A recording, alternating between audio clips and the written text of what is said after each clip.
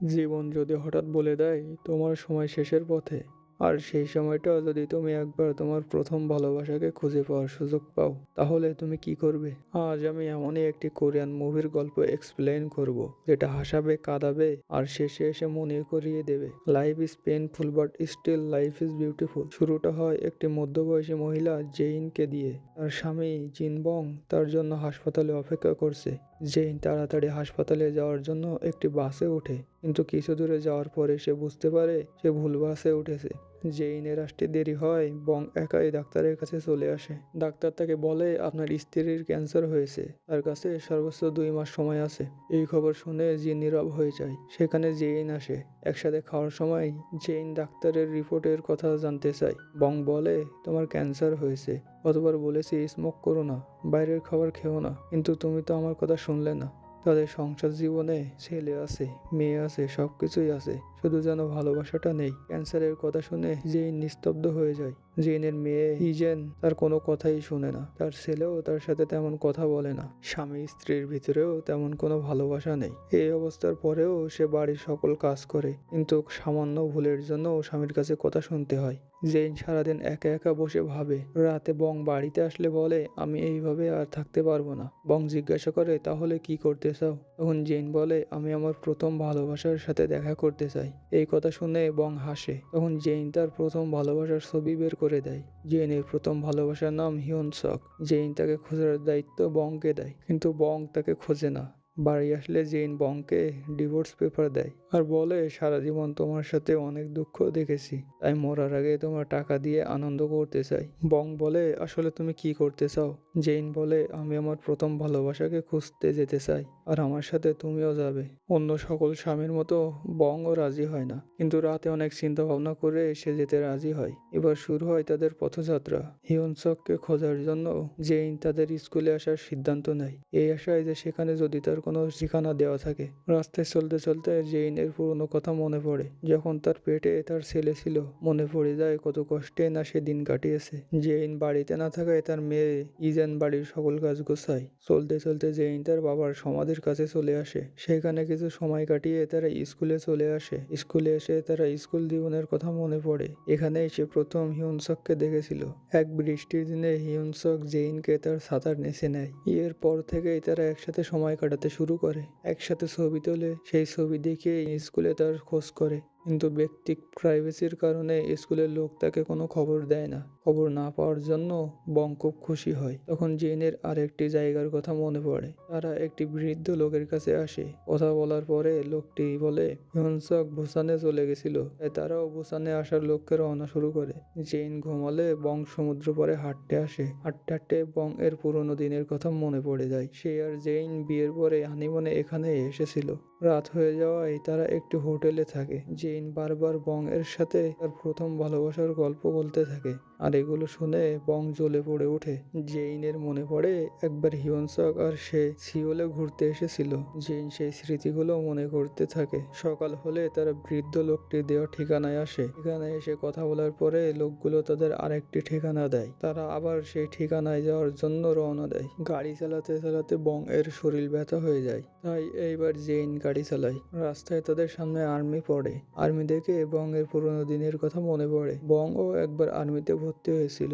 অবশেষে তারা সেই ঠিকানায় চলে আসে। এখানে এসেও জেইন হিয়নসকের কোনো খবর পায় না। ঠিকানা না পাওয়ায় বং আবারও খুশিতে গান গাইতে থাকে। শেষমেশ তারা বাড়ির দিকে ফিরতে থাকে। তখন জেইনের পুরোনো কথা মনে পড়ে। হিয়নসক তাকে একবার বলেছিল আমি ভবিষ্যতে বগিল্ড আইল্যান্ডে থাকতে চাই। জেইন বংকে বলে, কিন্তু বং সেখানে যেতে রাজি হয় না। তাই জেইন শেষবারের মতো বংকে জোর করে নিয়ে যায়। রাত হয়ে যাওয়ায় তারা আবারও একটি হোটেলে আসে। এখানে জেইন বংকে বলে তুমি শুনতে চাও না আমাদের কেন ব্রেকআপ হয়েছিল?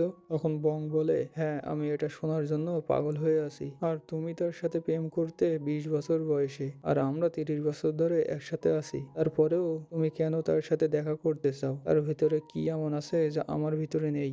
জেইন বলে তার জন্য আমার ভালোবাসা আছে। তখন বং বলে তাহলে আমার জন্য নেই কেন? জেইন আবার পুরনো স্মৃতি কথা মনে করে।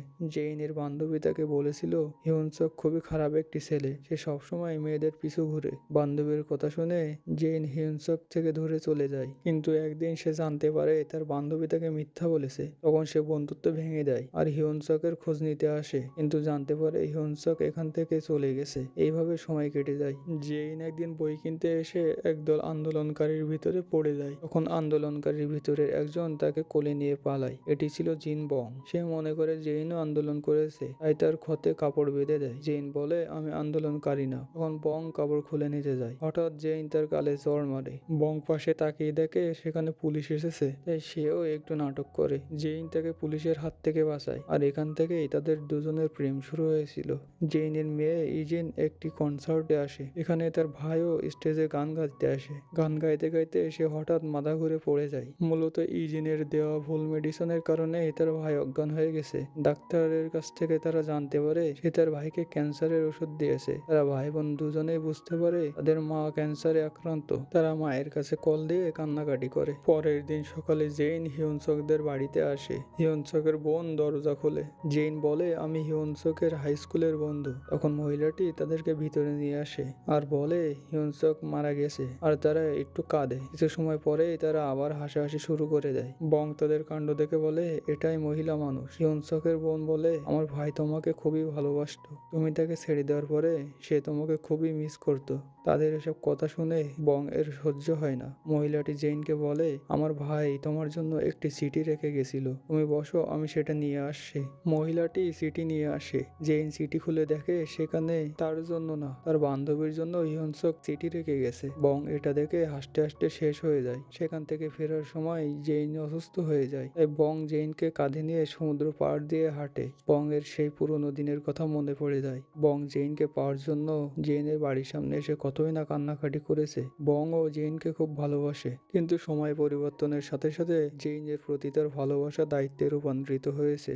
ভালো তো সবাই বাসতে পারে, কিন্তু কয়জনে বা আছে যে তার ভালোবাসাকে সুখে রাখার দায়িত্ব নিতে পারে। অবশেষে তারা বাড়ি চলে আসে। বং অফিসে আসে, কিন্তু কোনোভাবেই তার কাজে মন বসে না। সে শুধু জেইনের কথা ভাবতে থাকে। বং জেইনের জন্য একটি পার্টি অ্যারেঞ্জ করে। জেইন জিজ্ঞাসা করে, হঠাৎ তুমি পার্টি দিলে কেন? বং বলে, সারা জীবন তো আমি তোমাকে কোনো পার্টি করাতে পারিনি, তাই এইবার দিয়েছি। বং সাথে করে জেইনের পুরনো বান্ধবীকে নিয়ে আসে। পুরনো বান্ধবীকে দেখে জেইন খুবই খুশি হয়। বং তার বান্ধবীকে রেডিওর মাধ্যমে খুঁজে পেয়েছে। বং আর জেইন পার্টি হলে আসে। বং রেডিওর সাহায্যে জেইনের অনেক কাছের মানুষদেরকে এখানে নিয়ে আসে।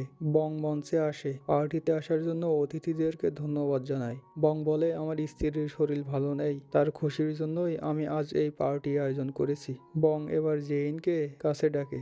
জেইন সবাইকে তার রোগের কথা জানায়। কথা বলতে বলতে তার ছেলে মেয়ের দিকে তাকিয়ে সে কান্নায় ভেঙে পড়ে। সবাইকে রিকোয়েস্ট করে যেন তারা হেজিনদের দেখে রাখে। সবার শেষে তার স্বামীকে বলে, এখন মনে হয় আমার প্রথম ভালোবাসা তুমি। আমি চলে গেলে তুমি যেন একা থেকো না। একা একা তুমি কিছুই করতে পারো না। একটি ভালো মেয়ে দেখে বিয়ে করে নিও। আশা করি একদিন আমাদের আবারও দেখা হবে। এইভাবেই জেইনের জীবন শেষ হয়ে যায়। এখন বং তার ছেলে মেয়ের দেখাশোনা করে, সাথে বাড়ির সব কাজও করে। এইসব করতে করতে বং অসুস্থ হয়ে যায়। তখন তার জেইনের কথা মনে পড়ে। সে জেইনের ছবির সাথে কথা বলতে থাকে। আর এখানেই এই গল্পের সমাপ্তি ঘটে। এই মুভিটি আমাদের শেখায়, জীবন কখনোই পারফেক্ট হয় না। দুঃখ জীবনের একটি অংশ মাত্র। শত দুঃখের পরেও জীবন সুন্দর।